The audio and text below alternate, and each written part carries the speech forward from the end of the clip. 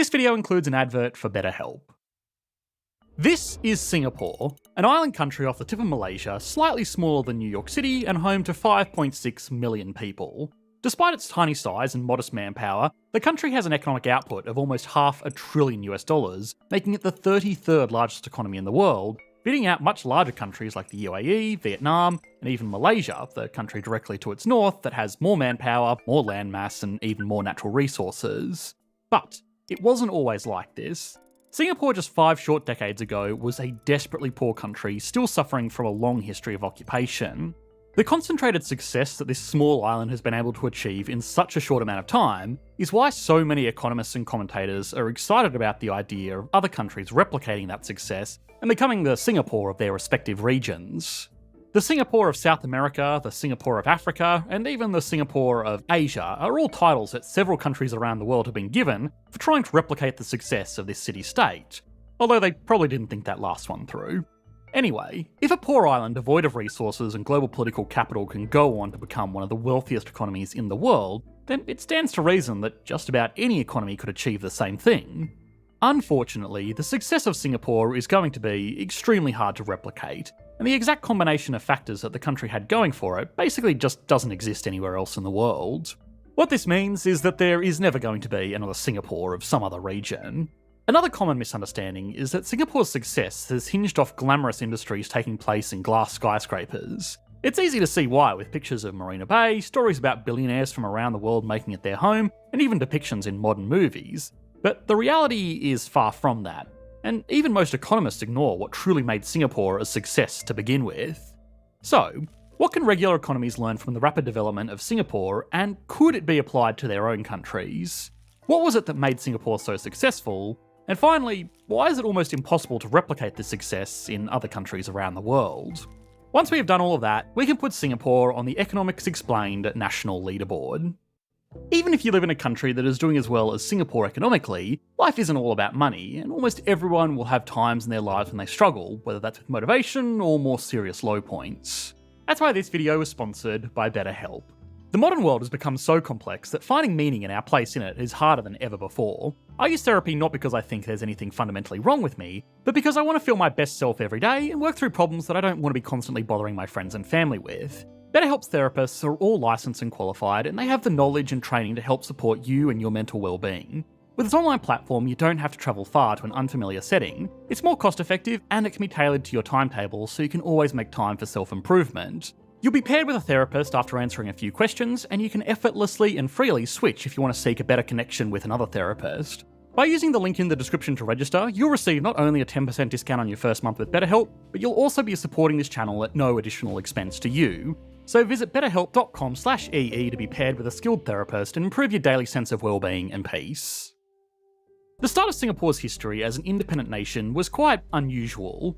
While a lot of countries around the world had to fight bitterly to claim independence, or in the best case scenario were able to negotiate it with the country they were claiming it from, independence was kind of forced on Singapore. The tiny island was once a state of Malaysia, and throughout its history was used as a trade port by colonial empires. This led to the region becoming very diverse, but also very tense between all the groups that called it home. In the aftermath of the Second World War, following a bitter occupation by Japanese forces, Singapore had to be rebuilt practically from scratch. For the decades following, it was basically just a city-sized slum, with most residents living in complete poverty.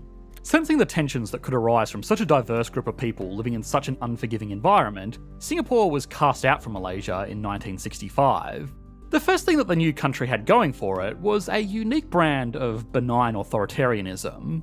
The new government knew that for the country to have any hope of fixing its issues, it would need a strong, decisive hand, and that's exactly what they got. One of the first things the government did after coming to power was to reclaim vast tracts of land from private ownership at below market rates to build affordable public housing. When people argue that their economy should be run like Singapore, they normally overlook this detail. Any policy at this scale in any advanced economy around the world today would basically be political suicide.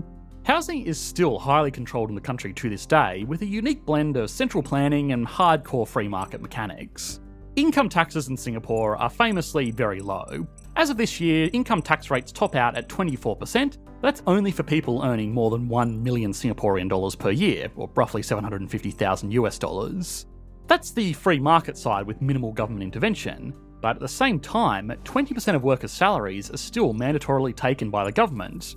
But instead of going to fund government spending, it's put into a large communal investment fund that people can then use to put a deposit on a subsidised house. In addition to this 20%, an additional 16% is provided by the worker's employer as contributions towards the same fund, which is also used to fund retirement and healthcare.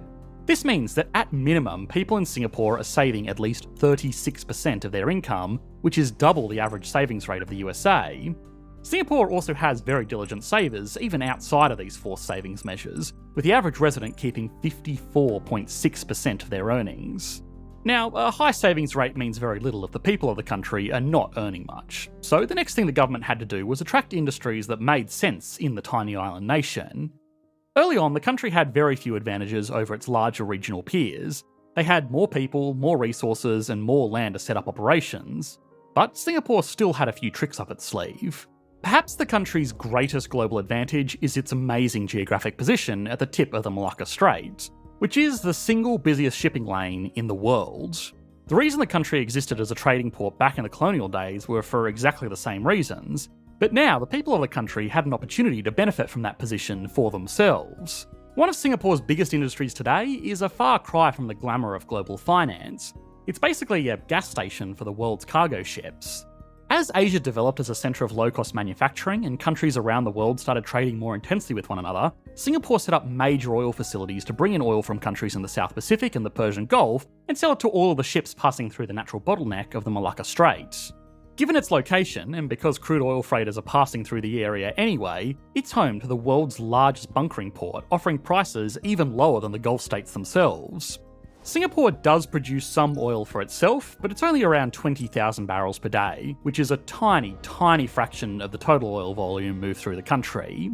To make itself even more of a one-stop shop for shipping needs, it has developed the region's largest commodities exchange, where companies and speculators can secure prices for resources that get traded all over Asia. The government's unique blend of authority and freewheeling capitalism was again instrumental in getting this industry off the ground. The oil industry requires major capital investment to be globally competitive, but the impoverished country of Singapore in the mid-1970s would not have been able to make that investment itself. It needed to attract multinational oil companies to set up the industry for it in exchange for sharing the profits into the future. When investing in a foreign country, especially one as new and potentially unstable as Singapore, international companies are going to want a compelling reason to be there. Since Singapore had few oil reserves of its own, that wasn't going to be enough by itself. The potential for its geographic position was understood, but economists have argued that what really made it a logical choice was the freedoms that foreign oil companies were given to operate in the country, and the security that they were given from an effectively one-party state that could guarantee consistency of policy. Another benefit that Singapore had was that it adopted an English common law legal system from its previous colonisers, which is a well-regarded and widely understood system for settling commercial disputes, which was much more attractive to international companies than alternative systems in the region. Being in the right place at the right time and having the right authority to make the right deals was the foundation of Singapore's economic success. It's unfair to call it all luck because it did capitalise on this early success by reinvesting into its people and its industries, but had it been located anywhere else in the world apart from at the corner of what would go on to be the epicentre of global trade, it probably wouldn't have been anything nearly as remarkable as it is today. Another problem with assuming that with the right policies other countries can follow in the footsteps of Singapore is that most of the time people are learning the wrong lessons. Singapore is often used as a poster child for what can happen when taxes and business restrictions are low. The idea is that companies set up their operations there and contribute back to the economy in other ways. The reality is that Singapore does have taxes, and they're not even particularly great on corporations either. 17% is on the low end of average for countries around the world, and individuals can find a lot of places to live with zero income taxes. That's not to mention the other taxes that Singapore has as well, including some of the highest property taxes in the world, and the insane costs associated with registering and driving a car. The average person and the average company operating in Singapore is going to end up handing just about as much over to the government as they would in most other advanced economies. They're just not going to do it in the same way. Government revenue in Singapore is roughly 18% of GDP, which is almost exactly in line with the USA. Singapore also has the advantage of being physically tiny, so things like infrastructure and services are much cheaper and easier to administer, since they only have to service what is effectively just one mid-sized city, instead of the third largest country on the planet. So, if anything, the Singaporean government probably takes more than its fair share. It also kind of cheats a little bit. About 10% of its workforce commutes from Malaysia every single day, considering its extremely close proximity to the much larger country. These workers produce value in the economy, contributing to economic output, but they are not counted in the country's population. This means when economists put together GDP per capita figures, they are including the output of the workers up here in the numerator, but not adding them to the denominator, giving this figure an unfair advantage when comparing it to regular economies that don't have this daily cross-border workforce. This is similar to another economic outlier, Luxembourg, that is a very wealthy country in its own right, but is also helped by this unique glitch of economic arithmetic. We explored this issue in depth in our video on that country, so I don't want to repeat too much else here. Either way, slashing taxes was not the key to Singapore's success. It was instead the combination of factors that we explored in this video. If a country found itself gaining independence in a region that would quickly develop into the centre of global trade, and that gave power to a government that could make practically unchallenged decisions that impinged on the freedoms of their people, and the government didn't abuse that power to enrich themselves, and there were no better alternatives available until world-leading industries were established, then yeah, sure, the country could be the next Singapore of its region. But that's a lot of ifs. And as tempting as it may be to try and become an economy as prosperous as Singapore is, there are better examples to follow which will likely yield much better results for the dozens of countries around the world now going through their own periods of rapid development.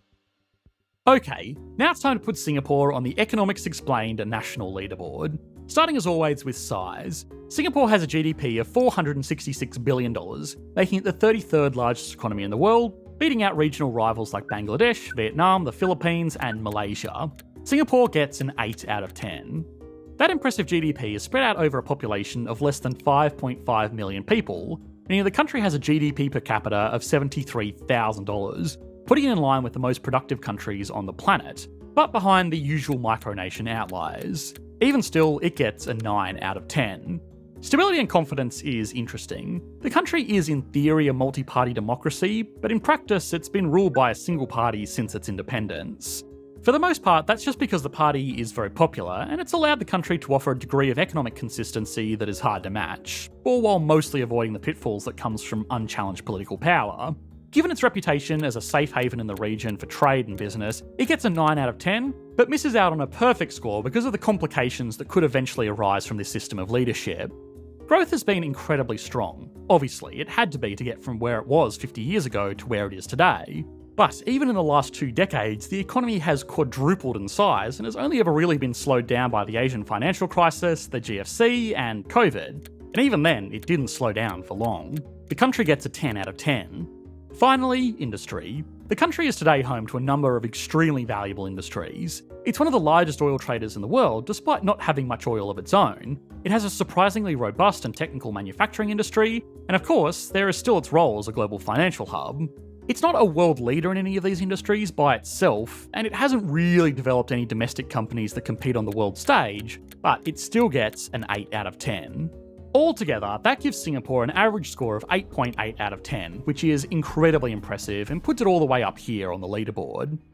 If you like this video, you'll also like the one that we produced recently on another major country in this region, Indonesia, which could soon be one of the world's most powerful economies. You should be able to click to that video on your screen now.